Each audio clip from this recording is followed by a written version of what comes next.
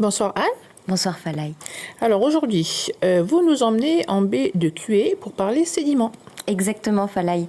Alors avant toute chose, la baie Cuée, il faut savoir qu'elle se situe dans le Grand Sud, entre la baie de Port-Boisé et la tribu de Goro.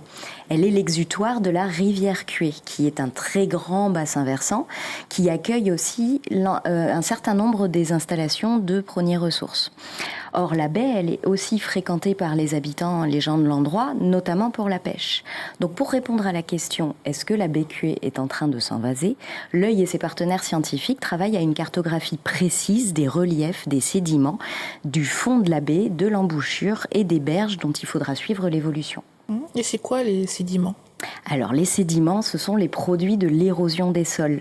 C'est-à-dire que toutes les particules de terre qui ont été arrachées au relief par le vent ou par la pluie vont se déposer quelque part, que ce soit sur terre, dans les rivières, en mer ou bien plus loin de chez nous, dans les glaces. Et avant de se déposer, on dit qu'elles sont en suspension. Mais dès qu'elles se déposent, c'est le début du processus de sédimentation. Petit à petit, elles vont former des couches, ça prend immensément de temps, qui vont s'empiler les unes au-dessus des autres, et c'est ce qui forme les couches sédimentaires, composées de toutes ces petites particules qui ont énormément et très longtemps voyagé pour en arriver là.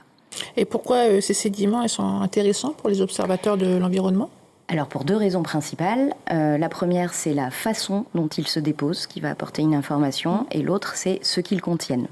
Donc la façon dont ils se déposent, c'est l'objet de l'étude qui est en cours sur la baie Cuée actuellement. On étudie donc plutôt les sédiments de surface, les plus récents pour ça, et ça va nous renseigner sur les volumes de sédiments, de particules de terre apportés par la rivière jusque dans la mer. Et aussi, après plusieurs missions, si on suit l'évolution, ça nous dira aussi à quel rythme ces volumes sont apportés. Donc là, ce qu'on fait aujourd'hui, c'est une photographie de la façon dont les sédiments sont déposés dans le fond de la baie. Et on reviendra dans quelques temps pour voir s'ils ont bougé, s'il y en a plus, s'il y en a moins et de quelle façon. L'idée, c'est de déterminer si c'est très dynamique ou si c'est très lent, et donc du coup d'ajuster le rythme des missions de suivi et de voir s'il y a ou pas une progression des volumes de sédiments apportés dans la mer. Et le but, c'est d'éviter aux récifs coralliens de se retrouver en eau trouble ou privés de lumière, ce qui est, on le sait, très dommageable pour cet écosystème. Et la deuxième raison, le contenu des sédiments ? Oui, c'est ça. Alors, le contenu des sédiments, là, pour le coup, l'intérêt, c'est l'histoire. Parce que les sédiments racontent une histoire. Les couches sédimentaires, une fois stabilisées, c'est un peu comme une boîte noire. Tous les événements, ils sont enregistrés, un peu comme pour les cernes des arbres. Donc, plus on va aller en profondeur, plus on va remonter dans le temps. Et la position, l'épaisseur, le contenu de chaque couche sédimentaire racontent les grands épisodes marquants du bassin versant. S'il y a eu un cyclone, un glissement de terrain, une pollution, les sédiments vont le raconter. Ils peuvent même me permettre de comparer l'état du bassin versant il y a 10, 30, 50, 100 ou 1000 ans. Et après analyse, évidemment, il y a tout un travail d'interprétation. Il faut croiser les données, etc., pour faire raconter cette histoire aux couches de sédiments.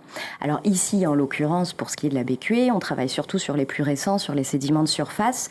Et ça va juste être assez pour essayer de tracer leur origine et essayer de déterminer s'ils sont le fruit de l'érosion naturelle ou des activités humaines ou, comme souvent chez nous, un peu des deux.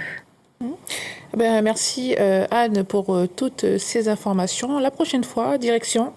La prochaine fois, je pense qu'on va aller faire un tour du côté de Thio. Du côté de Thio. Merci Anne.